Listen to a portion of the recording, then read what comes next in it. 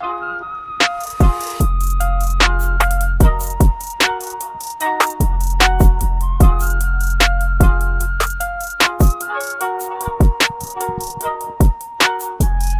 is up, people? My name is Stahv. You're in my living room.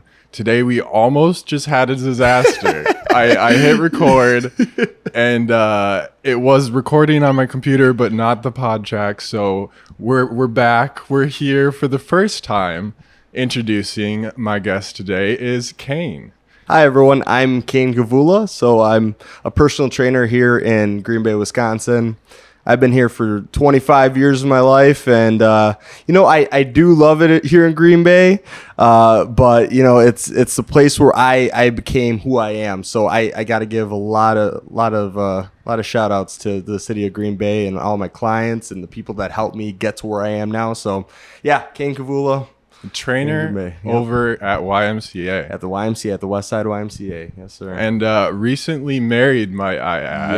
Yes. I just got recently married, May 28th, down in Tegucigalpa, Honduras. A lot of people don't know where that is. People think they're like, oh, is it in South America? Or they think it's in like the Caribbean. I'm like, no, it's in Central America. It's like, if you look at it, it's like an arm. It's like right on the elbow. So yeah, I probably would not have been able to tell you where it is. The wedding looked amazing, though. I mean, truly. It was. Everyone kept saying it was like a movie, and it honestly felt like it because it was surreal. Honestly, I thought like it was just gonna be like, a normal wedding that you go to, but man, just the vibes and the guests were just, they all, what's the word, coagulated perfectly. Well, so. And I mean, it being your own wedding, right. I mean, that's a huge deal. Right, yeah. No. I mean, congratulations. I'm so happy for you and Stephanie. It is a beautiful thing. Oh, thank you, brother. But I mean, these two could not be more perfect for each other because I think they are in the gym 90% of the time. And they're always together working out, which is a pretty cool thing to have in common with your partner. It is.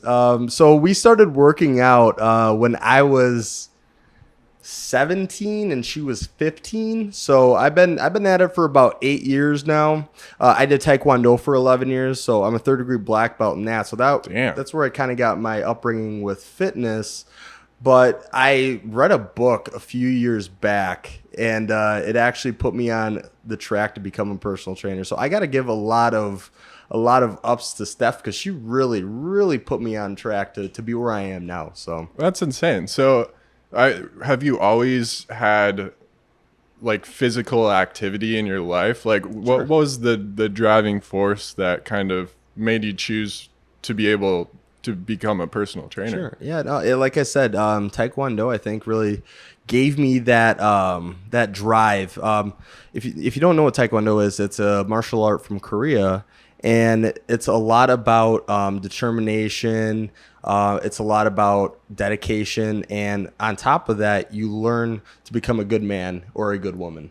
So that really drove me to become who I am today, in the fitness realm, because obviously it's a striking martial art. So you're utilizing a lot of cardiovascular health in order to be good at what you're doing. So that's really what started everything, was doing Taekwondo for long. I know a lot of people are always like, oh, you did Taekwondo, why did you do football? You look like a football player. I did not look like this 8 years ago. I was a string bean. Kind of like me right now. Yeah, kind of like you a little bit. I would say like exactly, but it's like, yeah, you're pretty tall. I was short, man. I went through puberty at like 18 years old. Really? It was weird, man. I don't know what the hell happened. I'm sitting right next to him, guys. He's a huge guy. I can't picture you as a tiny, scrawny little dude. I really can't. Yeah, it was bad. My brother and I, we were like literally probably about 30 pounds, the difference between us. And he's about like 4 inches shorter than me.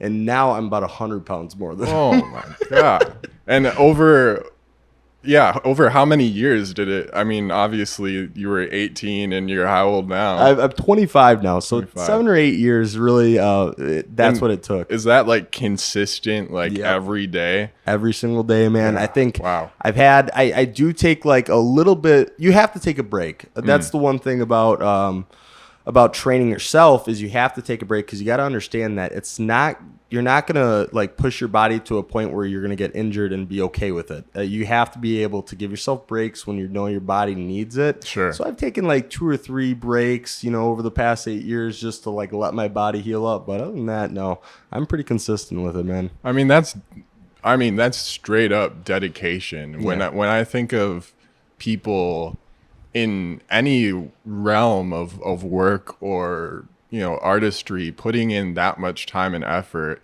you have to just be completely dedicated in order to see any results. 100%. And I mean, I give anybody who is able to get that consistent on something like a ton of credit, because I don't think many people can really stick to something so solid like that. Sure. I mean, where does that mindset come from?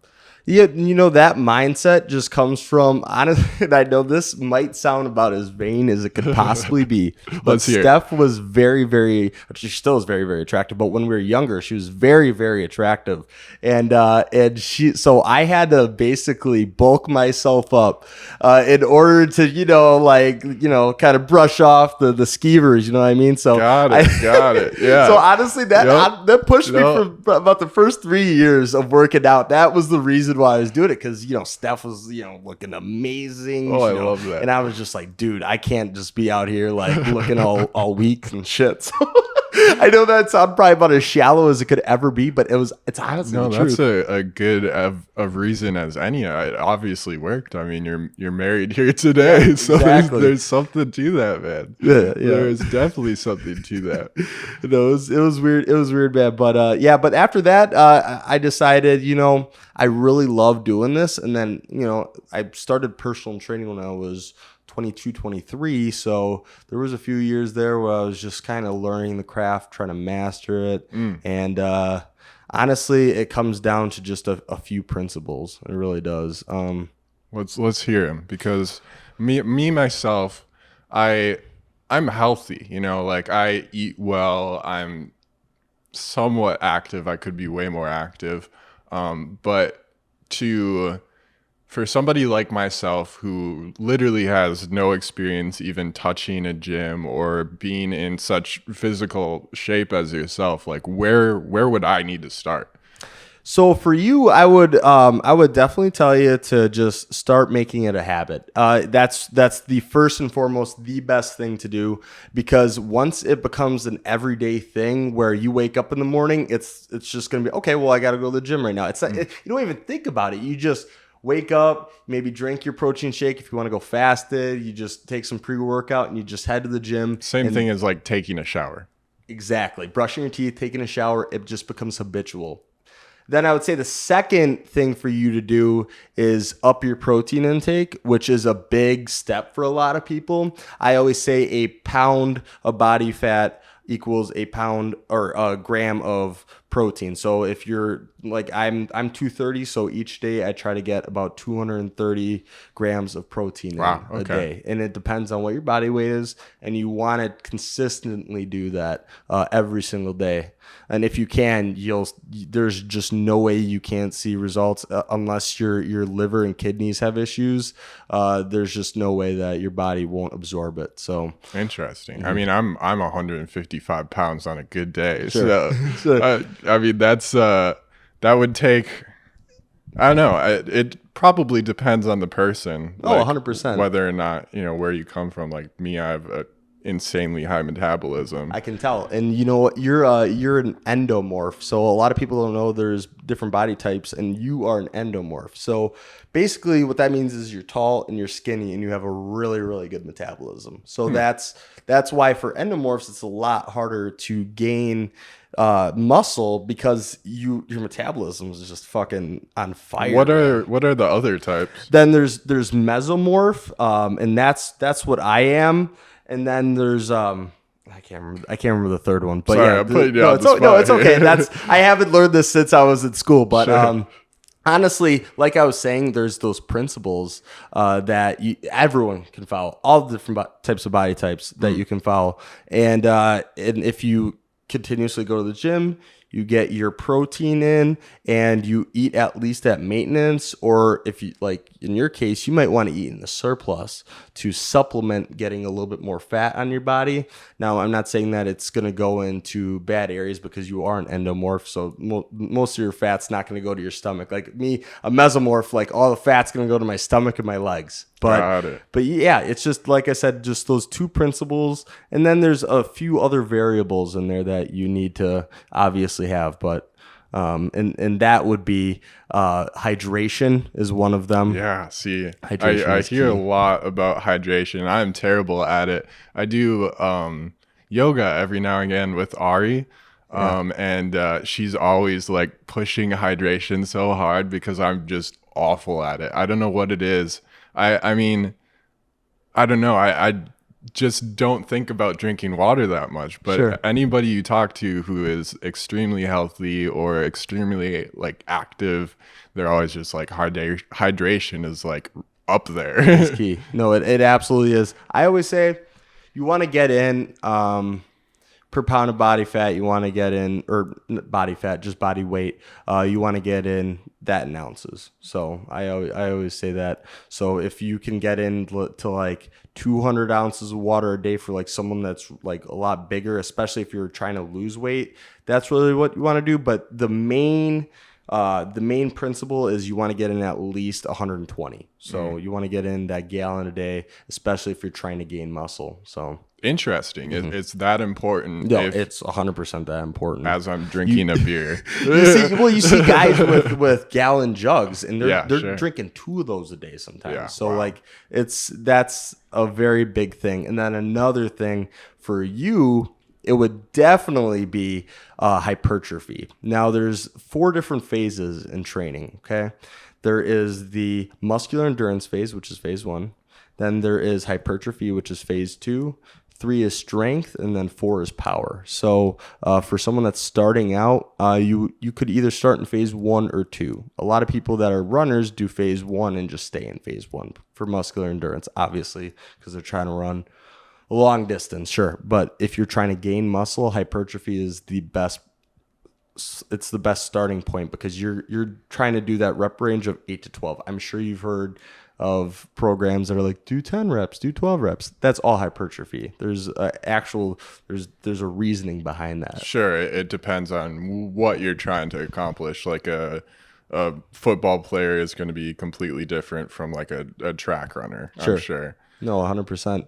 And I mean, there's the different kinds of muscle fibers and what you have more of. And some people just attack what their body type is good at, and then they just go full bore with it. And then they. But what I always like to say is you wanna be well rounded. You don't want to be just some real big beefy guy that can't even run like 100-yard dash without passing to get through out. a door. Yeah. Yep. You know, it's really funny. Steph one time told me that my shoulders were looking small. So what I ended up doing was training my shoulders almost every day for about a month. And I was so tight. I don't even know. Can I say this? Oh, I was absolutely. so tight that it was hard for me to wipe my ass. I'm dead serious. Oh, I can only imagine. I'm just like trying to turn around to do it. I'm like, holy crap. I'm actually that tight that I can't do it. I literally can't do it. Affecting your day-to-day life. Yep. Just getting absolutely yoked. So yeah, Steph has a lot of influence on what I do, man. Oh, that's hilarious. She's my best friend, so you know. I mean, listen, I have a bidet, and if you know what bidets are, they're the thing that shoot water up your asshole. Yeah. Man, you need a bidet. Honestly, you could just keep working on those shoulders, and then you have this wonderful thing that you just have to reach over and twist, and you're set, man. No, the bidet is God's gift to the earth, bro, because what a bidet does, like you said, what a bidet does is it cleans you out. One of my favorite, I listen to a lot of radio and podcasts, so one of my favorite things that I ever heard was that if you wiped your butt with your hand, would you wash it off or wipe it off with like a napkin? Oh, this is an interesting So that's question. exactly why I got a bidet. I'm like, that makes sense. You wouldn't just like wipe and then, I'm good with just a wipe off with a napkin. No, you'd wash your hands. So it's the same exact thing with your bum. So, when did you get introduced to the bidet? That's a really good question. I think it was probably about like 3 years ago. Oh, so you're a veteran. Yeah, I'm a big vet on the bidet, man. I think it was about 3 years ago, and I don't know. I'm not really sure why. I can't remember when, but it was so intrusive at first. I was Yeah. how dare you? I was like, why the fuck are you doing this catch to me? you off guard if you've never done it before.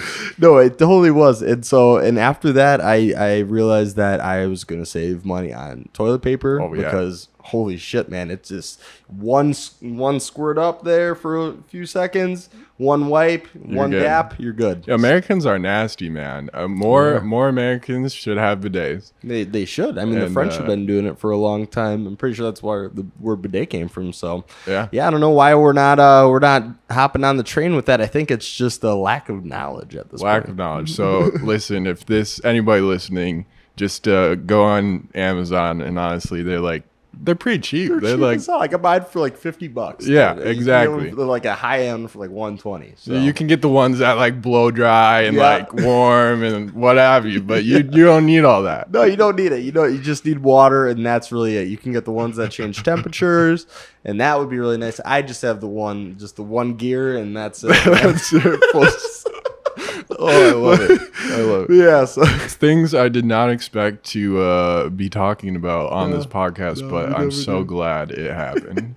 Bidets, people. Yeah, man. It's just it honestly, now that I have it, the problem is with my toilet, it is a low flow now because it borrows some of the water from, you hook it up to your water line. So it actually is a low flow toilet now, which isn't necessarily the end of the world because you're saving toilet paper anyway. So right, save the environment, man. Yeah. So with this is going to be the weirdest transition in the history of transitions, but you're working at the YMCA. Mm-hmm. How did that get started? Like, can people reach out if they want to work with you, or how does that process work? Pitch yourself here. So, well, I'll just start from the beginning of why I started working at the Y. I worked at Experience Fitness, and for everyone that has ever walked into an Experience Fitness, they know that it is like a fucking shopping mall for a gym.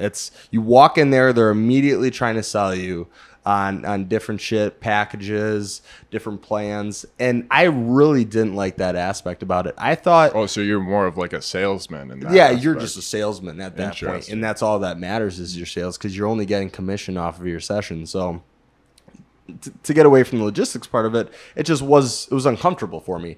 People didn't want to talk to me when I was at the gym, and I'm a very social individual, and I didn't want that to be a thing. So I got contacted from one of my friends about there being an opening at the Eastside YMCA, and I messaged one of I think it was the director there at the time, it was Marsha, and she told me that I would love to have you.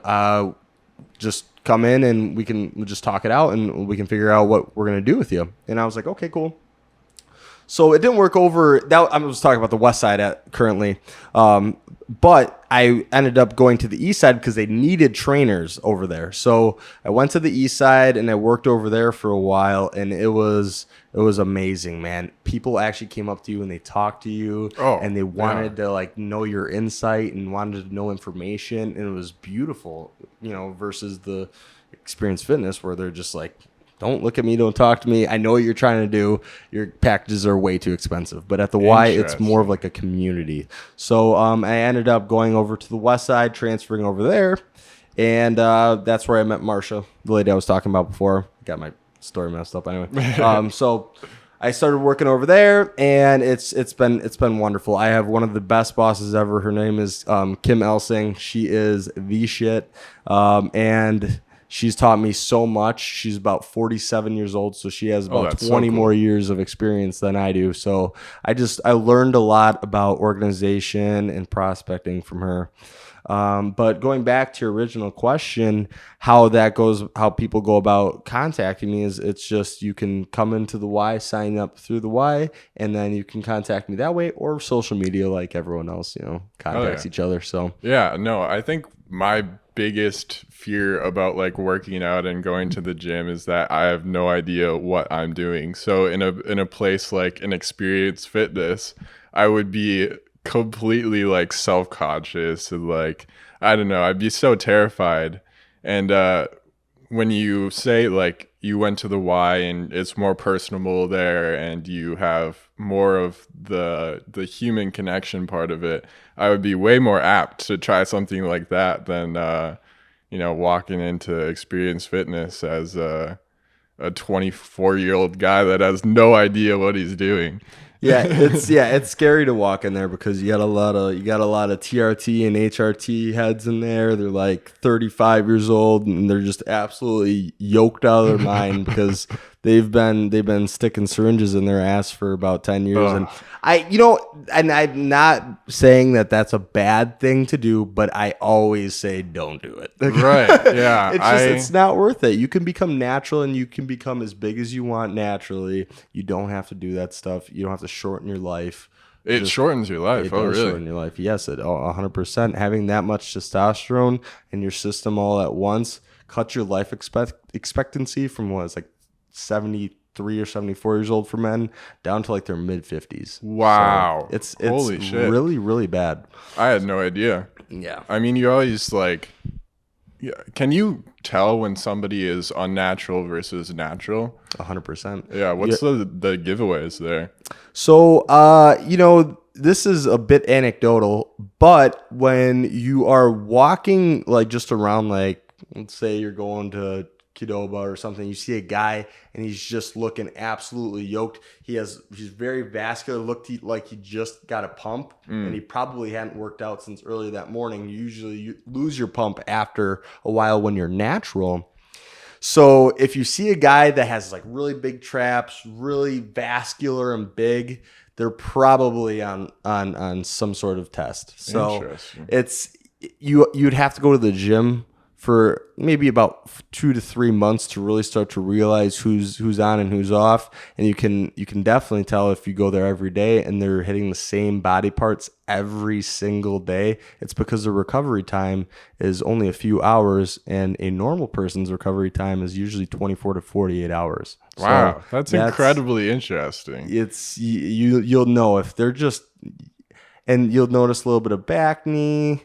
A lot of stretch marks for people because their body just grows so fast and it just can't keep up with it. So I'm not saying like, but I'm very big into body positivity, but I'm just saying that you'll just notice it easily if you're there for a few months. So yeah, let's play a little game here. Sure, I like playing games. How many different words can you come up with that mean like swole or big? Yoked being a prime example. What are like 3 other like really great? Oh man. You could say like cracked. You could say buff. That's the normal one. Cracked's a good one. Cracked. I like that one. He's cracked as hell, man. He's what's another one? Oh man, now you put me on the spot. Yeah, this is a tough. hard one. I just love the word yoked. It makes me laugh every time I hear it because it's just like the perfect word in the weirdest way possible. Swole. That's the other one. Swole, yeah, swole. Everyone says swole.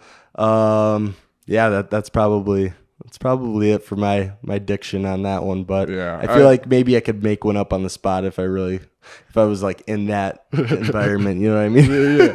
Yeah. I see on TikTok these guys who are practicing, I think it's called calisthenics. Calisthenics, yeah. And I think that's incredibly interesting and cool. Just the movements they're able to do with their body and the pure like strength it takes to do some of the things they're doing.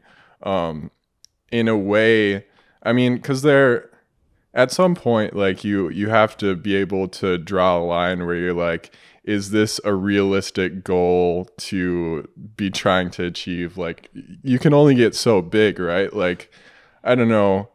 Calisthenics feels like a very like usable, functional. I guess I like that. Yeah, functional strength, and that's exactly what that is. So with calisthenics, you are basically utilizing your body in a way that you would not use if you're just on a normal resistance training program, which resistance is like squats, deadlifts, bench press, bicep curls, leg extensions, what you see most people do in the gym.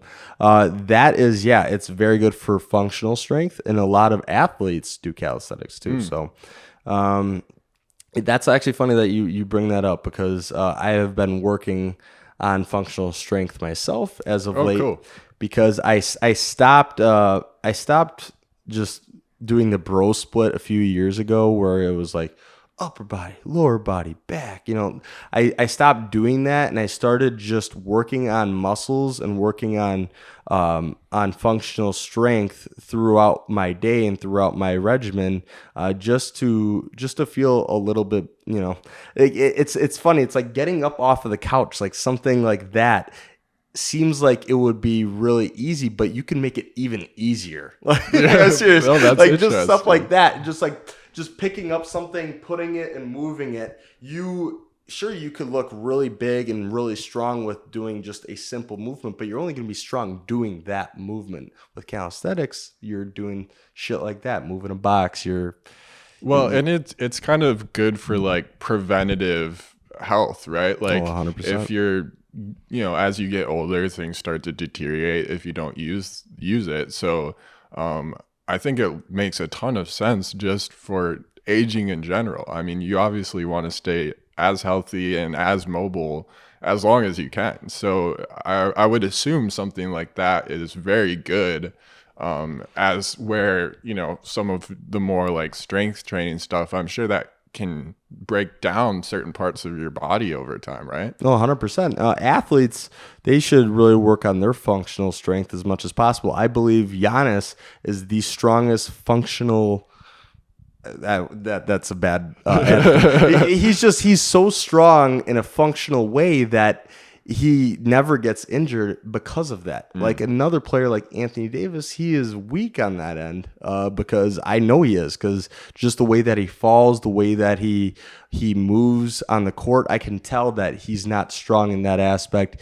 He might be. I don't know what his trainers are doing. I mean, it's LA. They got to have really good fucking trainers, and I'm not sure what they're doing with this man, but he needs to become strong in that aspect, because it's going to affect him for the rest of his life. Well, I was going to say that can kind of like cut your career down pretty significantly, I'm sure. I always say the best ability is availability when it comes to training athletes, and that's why functional strength and functional training is the best way to keep an athlete on the court, on the field, on the ice.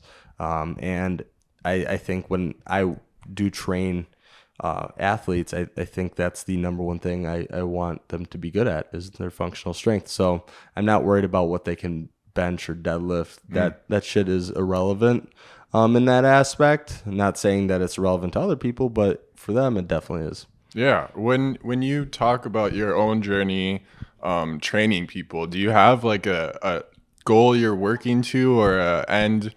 Everybody loves to dream. Like, is there somebody you're, wanting to train, or is there, a team you'd like to work for that you're training their athletes? Like, so I started thinking about that a long time ago, and I was thinking about doing MMA gyms because of my Taekwondo background, or working on like a basketball team. But really, Stahv, honestly, when it comes down to it, I just want to work on getting a bigger presence within my community, and I just want to work on helping as many people as possible. I don't really think that I want to care about a niche, because I know this might be a little off topic, but there's this thing called dosha, okay?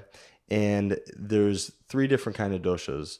There's kapha, pitta, and vata, and I am a vata. So basically what that means is I could have 20 different plants and I would water all of them, okay? A pitta person would have 1 plant and they would just grow it and make sure that 1 plant grew to the biggest, best plant ever. And then kapha is kind of similar to a pitta.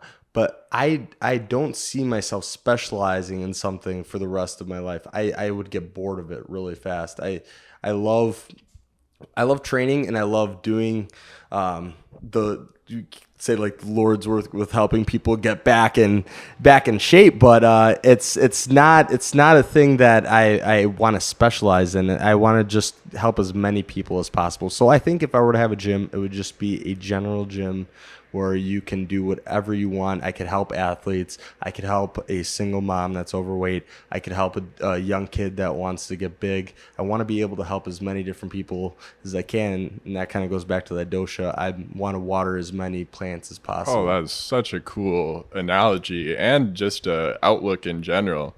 I think it says a lot about your character. You know, you're hyper focused seemingly, and you're working so hard, but it's all selfless. Honestly, Thank you. It seems truly genuine. So I have no doubts you're gonna take that far. Truly, I appreciate that, man. I do. I really do. That analogy in itself is a really cool one because you can probably apply that to so many different aspects in life. I mean, literally anything. I could apply that to the podcast, you know? No, 100%. It's cool. Where did you first hear about that?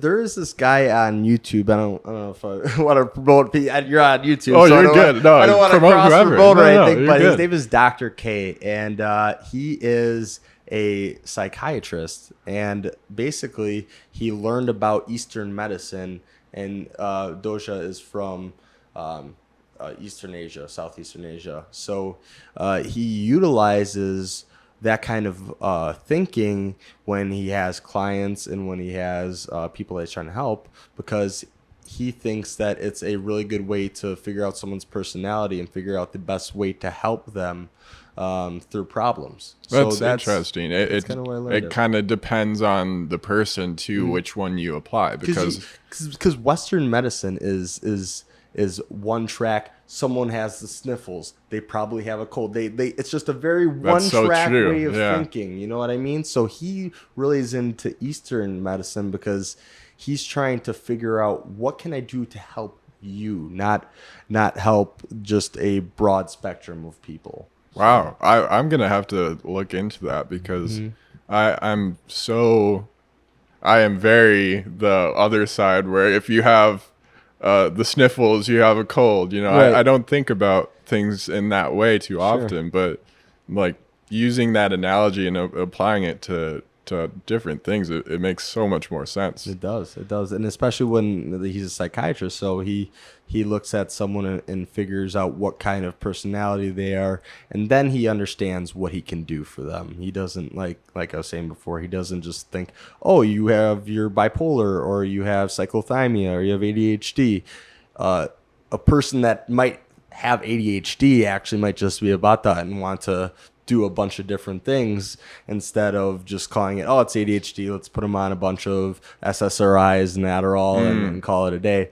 He's trying to specialize more. So I love that. Yeah, everybody is different. Everybody has their own way of doing things. So if you're not adapting or taking, it's all about the context, right? You know, if a person is acting a certain way in the environment and you don't have that context to back it up, like, what's the point? You know, the ADHD thing. Is it really ADHD, or are these people just have a different way of looking at things that we really just can't understand? No, totally. Yeah, I think Big Pharma has.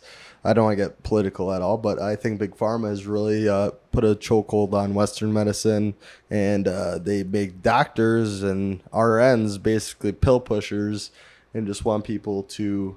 Want them to just push pills on the people, and it's kind of like the experience fitness thing where you know you have a bunch of people stuck in the gym trying to be salesmen. I mean, the American healthcare system is just so utterly broken. I mean, you think about all of the countries like Sweden and Denmark who have these amazing healthcare systems, and even Italy, and you really have to wonder, and I know it's a hot topic in political discussion currently, and there's this, who's the doctor who is taking, I don't even think he's a doctor, he's a billionaire who is making like things like insulin and very expensive drugs at a very very low cost and selling them online.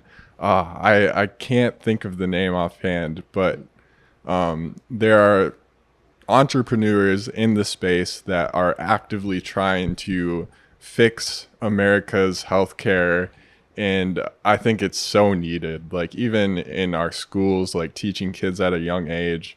I had Ari on the podcast who does yoga. Like she has such a refreshing way about looking at how we teach youth in this country health and wellness. And I think that starts with people like you, honestly. Oh, absolutely. Yeah, no, I love how Ari thinks. I've known Ari for quite a while. I mean, Steph was really good friends with her for a while. So yeah, I know she's absolutely right with that kind of mindset, and we shouldn't just stick to the book, because I think the book needs to be rewritten daily. Honestly, it needs to be, because just like the Constitution, I mean, we're looking at things that are 200 years old and we're applying them to our daily life. Yeah, it doesn't work. It does not work, man. It doesn't work. Translate. Society is always changing, constantly. Yes. So apart from, I mean, you're obviously so into your health and wellness.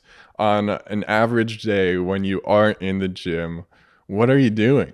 What else do you do? What else you got?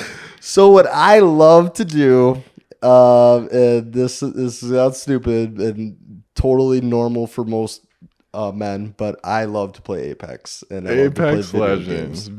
I have a good friend of mine. His name is Jordan Resulta, and he started playing Apex alongside when I started playing Apex, but the kid he has that fucking it factor when it comes to video games, especially first-person shooters. So does he stream? Does he do YouTube? He streams. He is actually a professional Apex player now. Oh, hell yeah. He lives right here in Green Bay, Wisconsin, and he is an absolute animal. So that's so cool. So I love watching his stream. I love playing the game. I love watching other people's streams. I don't know what it is, but that community, I love being a part of, and it's super cool to have a friend like Jordan that is actually a pro gamer. So it gives me a little bit of, because you know when like someone's like good at something and you're friends with them and you're like, oh, I want to be just as good as you, man. Yeah. So it's just kind of like that. So it's a motivating factor. It's a motivating thing for me. He's he's a fucking beast, man. He plays for G2. So no way. Okay, yeah. I've heard of them. I mean that the whole competitive gaming space has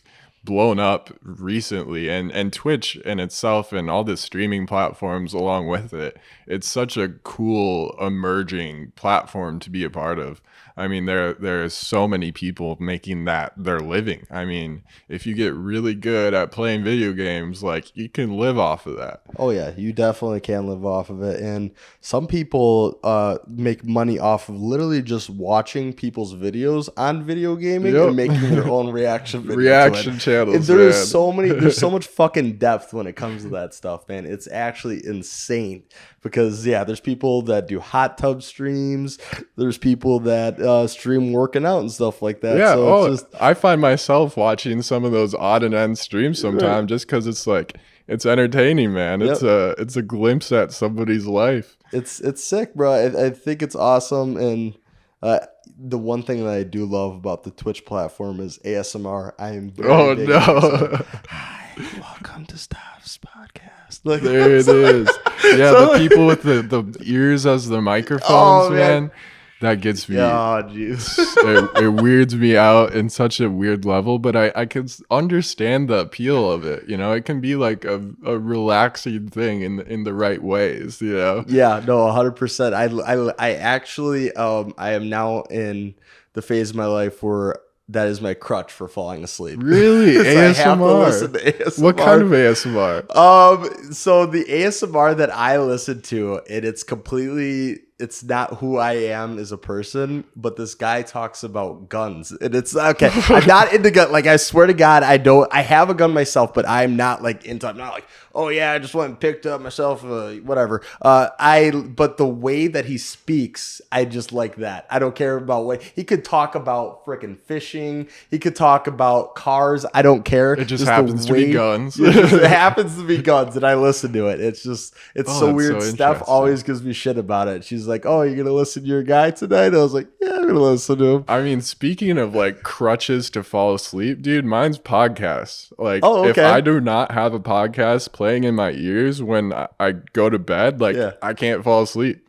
And Oh, do you man. do you listen with like AirPods in? Yeah, I put in AirPods and I struggle in the morning to find both of Yup, them. dude, I feel either you. underneath Stahv or on my floor. Yeah, I used the wired ones for the longest time, but I got kind of scared because you'd wake up and it's like wrapped around your neck, you know? Yeah, dude, you're like, fuck. Like, Yeah, like I'm gonna wake up one of these days just choked out, right? Yeah, something. or just not wake up. You're like, wake up. shit, dude. Yeah. Like, oh, how did he die? Well, he was listening to his podcast. And He's just trying to fall asleep. He's just trying to fall asleep. No, that's funny, man. The AirPod struggle. I'm sure that other people can relate. If you fall asleep with the AirPods in, yeah, you wake up the next morning and one's like under the pillow and then one's across the room. Yeah, because you're like kicking around and stuff. Actually, Josh Hart, he tweeted this the other day.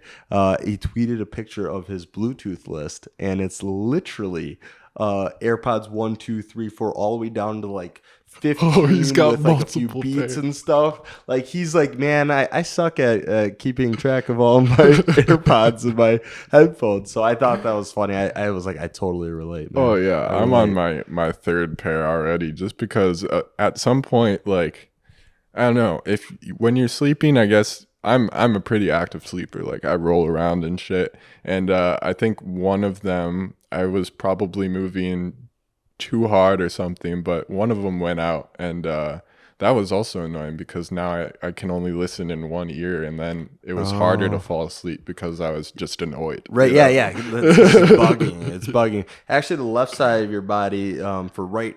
Are you right-handed? I am right-handed. So your audio part, what is that called? Auditory? I can't think about it. I have no Auditory part of your brain. I'm just gonna make that word. Auditory part of your brain is on your left side. So if you're going to listen to something, listen to on your left side. You actually listen better when you're listening through your left side. I'm not really sure why, but it's something that I learned randomly. The internet. So.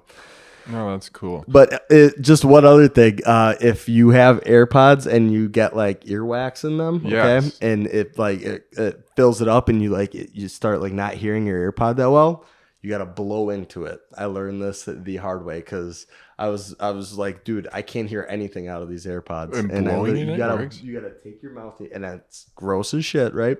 But you gotta take your mouth and you gotta blow on it really hard, like you're blowing into a fucking like a trumpet, right? You blow into that sucker and Clears right out. Clears it right out. It's like you got fucking new AirPods on your head, dude. It's sick. I'm gonna have to try that on my fifth pair. I'll get there. I'll get there eventually. But no, I mean, going back to like the Twitch scene and the video game scene, like I find it so fascinating. Like, I mean, the OGs who like started on Twitch streaming when it first came out are literally like all millionaires, even some billionaires now. Yeah, dude. Like, I can't even fathom getting into a space like that at such the right time. Like, there are so many different things, new things popping up here and there. Like, if you started TikTok like 4 years ago when it first came out, like you'd probably have an amazing following right now. Like, absolutely. all the different avenues to generate income now, it's really crazy. It's all about getting in there when the iron's hot, man.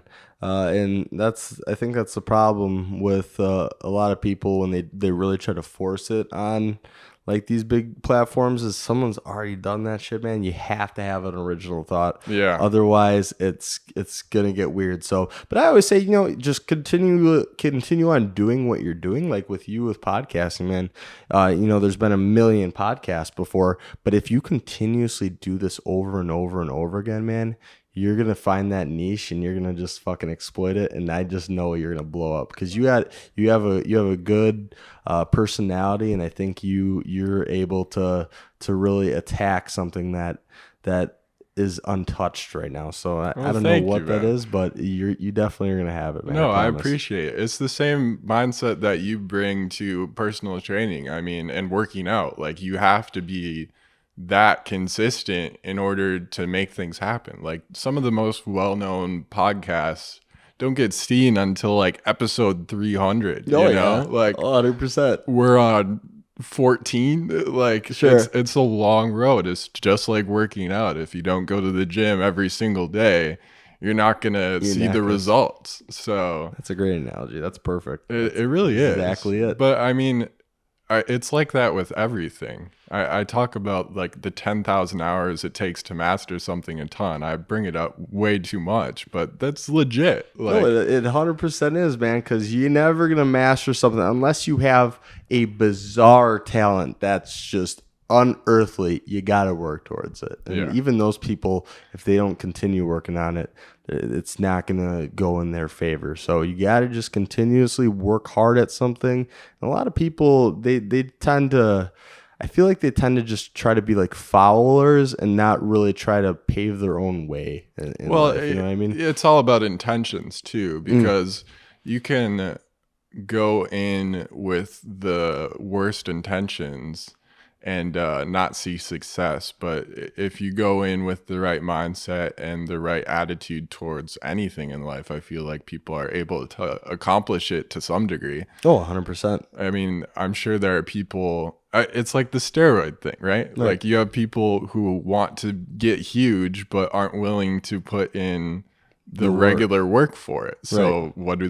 They supplement it. Is that a right or wrong reason? It's kind of a blurred line. Yeah, it's a blurred line. It's subjective, and it really comes down to the person and what they want from their life, because you only have one life to live, man. And if you want to accelerate your gains, or you want to accelerate something in a way that isn't kosher or above ground, you know, then you can do that. But there's going to be consequences with anything in life, and even if you do it the right way, there's still those consequences. It's just how it is, you know. Yeah, well, life has its way of changing things up on you.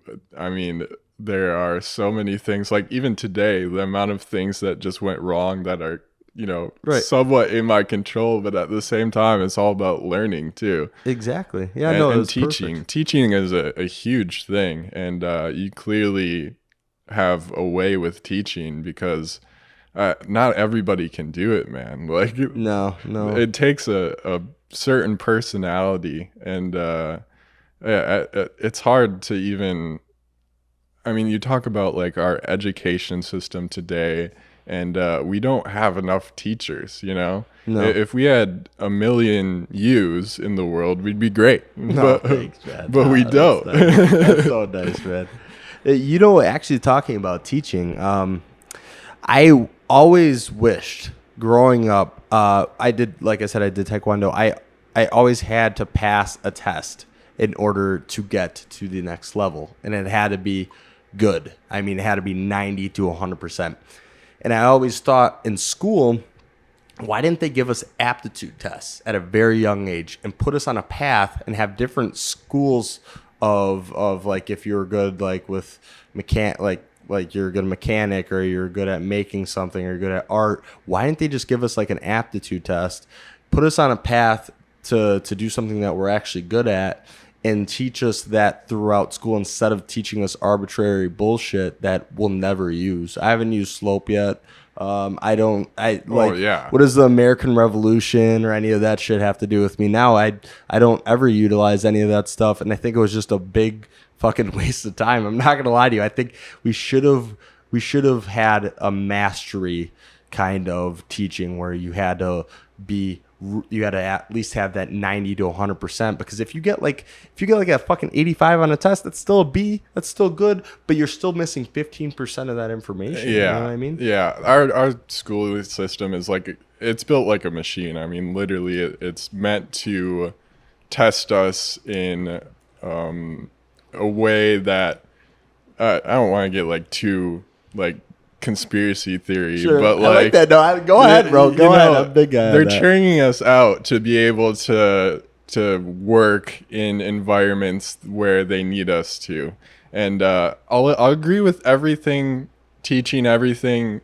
but like more specifically like history. History is obviously incredibly important, because we never want to repeat history, but like everything else when you're talking about like mathematics or Yeah, art sure. or That's a good or point. fitness, like that absolutely should be done in a different way instead of sticking everybody in the machine and seeing Right. what comes out, you know. It's fucking terrible. It But you're doesn't right work about for that. everybody. You're so right about the fucking teaching the history so it doesn't repeat itself. You're fucking so right. And It's scary, man, now because you think about it, yeah. I think we should continue that into adulthood, like learning about history and the way things have been. And it obviously works to some degree because history is written by the winning team. Sure. You know, you always hear that, which is true to a large degree. But yeah, man, I think the education system has clearly failed a large portion of this country. It really has, man. And I just wonder how many kids were looking for something different from school and then they ended up skipping school, getting into like shit that they weren't not I'm not gonna say not supposed to do, but just it wasn't good for their health because you become a product of your own environment. And I just wonder what could have been of those people.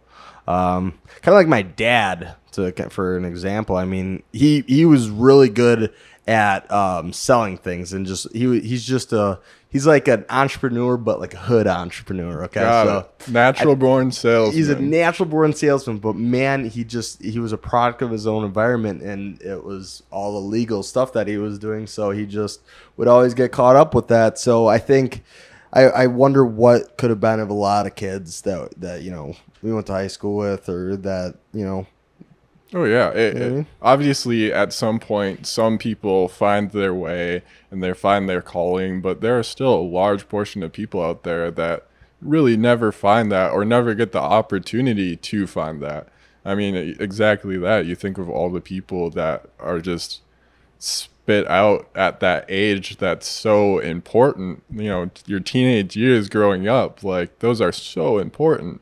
It, you know, directs your mindset for the rest of your life. So if we're not teaching in the right way, I mean, that obviously affects the large portion of how the rest of your life on earth plays out. And we don't take it seriously enough. No, I don't think we And do. it's only declining and declining and declining, which I think is the saddest part. Like, what's the solve? What's the fix? I don't think anybody knows, but I can tell you we should probably be dumping a ton more of our funding into those places. Fucking retweet, man. Yeah. Fuck. like 100%, man. I always when I look at where we spend our federal taxes, and I realize that we're spending 67% of it on our military.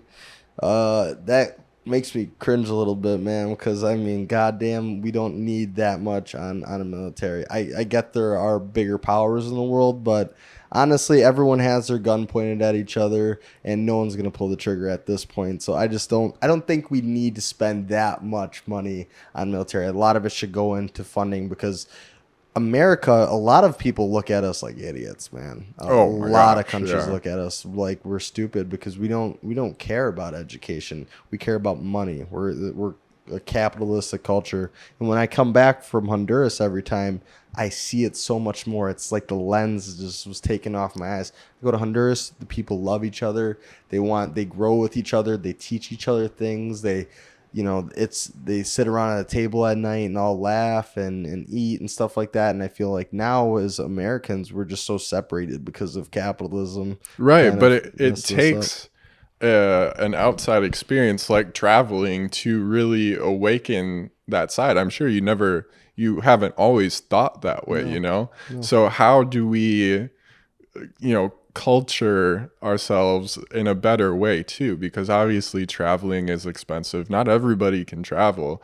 Like we have to find a balance where we can, I don't know, be more worldly and get those outside experiences because those are so important. Like, can you think about it as if everybody had the opportunity to travel, how much better of a place we'd be just because they're not we're not just thinking about ourselves all the time, you know. It would be a wonderful place, man, because there's a lot of good people and a lot of good places, and that I think the media, like the big media, maybe not the small media and social media, but I feel like big media paints a bad picture of these places. Like people, I guarantee you, people have never heard of Honduras because it's a very dangerous country and they don't want to talk about it, so people will go there. But if you actually go there, man, it's not that dangerous. It's just like walking on the streets at night. You wouldn't walk on the streets at night by yourself in like a ghetto or in like a kind of shaky neighborhood. You wouldn't do that here. You wouldn't do it there. And it's the same exact thing. It's just, I guess a lot of things are painted in a bad way, and that's why people are afraid to go there or just have never gone. So yeah, no, that's true. There are definitely a lot of places like that on Earth that, yeah, it gets bad publicity a couple times, and then it's like written off like, don't ever travel here, it's right. the worst thing ever, when in reality, if you went there, it's probably like safer than it is here. No, seriously. And the people there are really, really kind and nice, and they're very genuine people, and they don't, like I said, they don't have that capitalism fucking weight on their back at all times to, you know, I gotta make money, you gotta do this, it's eat or be eaten kind of thing. It's more like, let's all get together, let's figure this shit out. Yeah, So, it's a more relaxed way of life. Have you traveled elsewhere, or has Honduras really been the place that you've kept going back to? I haven't been to Europe yet. I would like to do that. I just went to Canada this year for a Bad Bunny concert. Actually. Oh, hell yeah. Went to Toronto. Things I got to say about Toronto. Very kind people, very nice. These are positive things, but there are negative. But the positive things is very beautiful city. It looks just like Chicago. Really? If you were to drive through the streets of Chicago and then transport to Toronto and not know it, you would just think you're in Chicago still. Interesting. It looks just like it's on a lake. So it looks just like when you're driving down like a lakeshore drive, you know what I mean? Like it looks exactly just like that, big tall buildings and everything. The one thing that I have about Toronto is the food is bad. Really? In Toronto, and you would think it would be good. Me and Steph is a big foodie. She loves food. She is very critical about food. Yeah. And she kind of made me that way. But it rubs off several different restaurants, and the food was just not. Really? I wonder why that is. I'm not sure what it is, man. I mean, I'm sure they're not that much north than really like the northern cities in Wisconsin. It's more south. I think Green Bay is actually a little bit more north than Toronto. Interesting. Yeah. See, that's a weird lens to filter that through. Yeah. Why does their food suck, man? I don't get it. They're right out of lake together. Too. Yeah. It just made no sense to me. But yeah, I've been to Canada. And Bad Bunny, if you ever go to a concert, man, go to a fucking Bad Bunny concert because he puts on a show. I would put him up there with Lauryn Hill, and, Donald Glover, Childish Gambino. Oh, really? For artists that can actually perform really well. Like actual talent, actual music, talent, and ability. He's amazing. He's absolutely amazing. You might not understand him, but you'll feel him. Oh, hell yeah. That's what I like to say. Music is a powerful thing, man. And so is food. Yeah. Toronto. If anybody knows any good restaurants in Toronto, hit this man up. Please let me know, man, because maybe I just went to the ones that missed. Yeah, we're all about second chances. Yeah, I need a second chance, man, because I want to go back to Toronto, but it has to be a cuisine-filled trip this time. Yeah. So. But Tim Hortons, though. Tim Hortons is fucking fire. I've never been to Tim Hortons yet. Dude, it is so good. It's unbelievably good. Mark that one down. It's like McDonald's breakfast all day, and it's just really good. Oh, it's really, really hell good. Yeah. You can't go wrong with that. You can't go wrong You really can't. But yeah, then Mexico is the other place I've been. So I've been to Cozumel, Mexico, and then Puerto Vallarta. If you go on my Instagram and you look at, you go on Steph's Instagram and look at the Puerto Vallarta videos, that was not me. And that was someone else that looks like me. All right. Listen, we're gonna have to do some deep searching after this one. Don't do it, man. You'll look at me in a different light. Oh, that's hilarious. It was funny. Vacation, man. You're supposed to live it up. I don't know what you did, but I don't know if I condone it yet, but I'm sure it's lit, man. Let's just say falling asleep after scuba diving on a party boat, on the floor of the party boat with like families and everything, just kind of like just standing there like, what's going on? Oh, that sounds like the best time ever, man. I want to come with you the next time you go. It was so much fun. Go to Puerto Vallarta. If you haven't gone, please go. Don't be afraid of Mexico either. Mexico is lit. Mexico is so much fun. They get a bad rap too, just because of the political history there too, which is fucked up, man. I don't fucking get it, but whatever. Let's not even get into that. No, not at all. I don't want to. Well, Cade, we are at just about an hour here.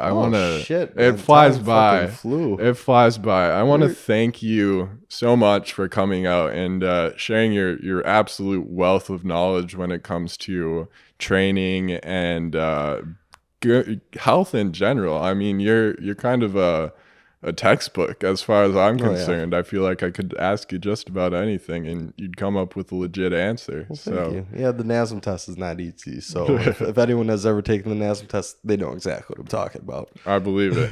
I believe it. Schooling in general is a difficult thing. So anybody who can make it through that entire process and come out on the other end, props to you, man. Well, thanks, Stahv. So where can people find you? Where can give a little shout out here? So you can find me on Instagram at Cain Kawula.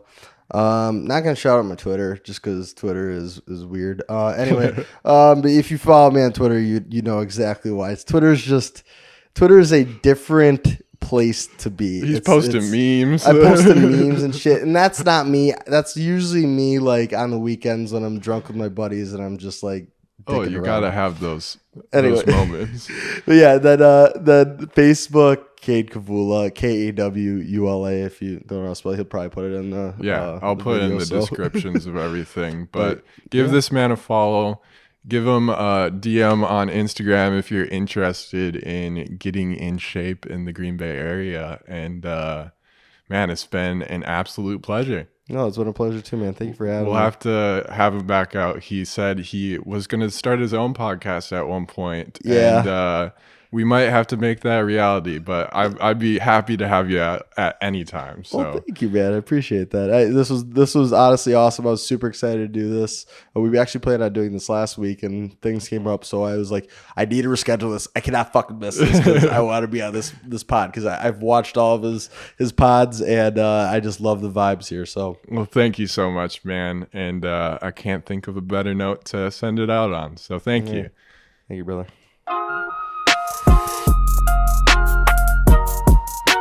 Hell yeah. It's so fun. It flies. It really flies by. How was that an hour?